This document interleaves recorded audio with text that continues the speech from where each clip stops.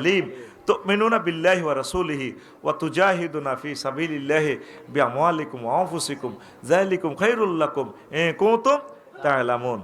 তো আমি কি তোমাদেরকে এমন একটা ব্যবসার পলিসি বলে দিব কিনা? কে বলছেন? আল্লাহ।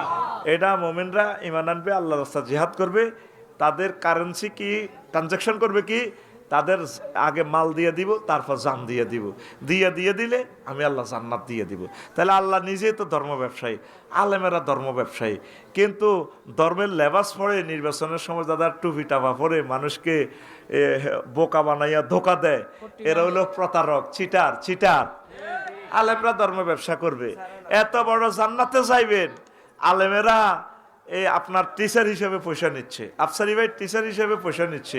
কই আমার কোনো ছাত্র তো বললো না হুজুর পয়সা একটু কমায় নেন, আমি আপনাকে ল্যান্ড ক্রুজার দিয়ে দিব আর প্রাইভেট একটা হেলিকপ্টার দিব, আর বাংলাদেশ সরকার থেকে আপনার বাড়ির কাছে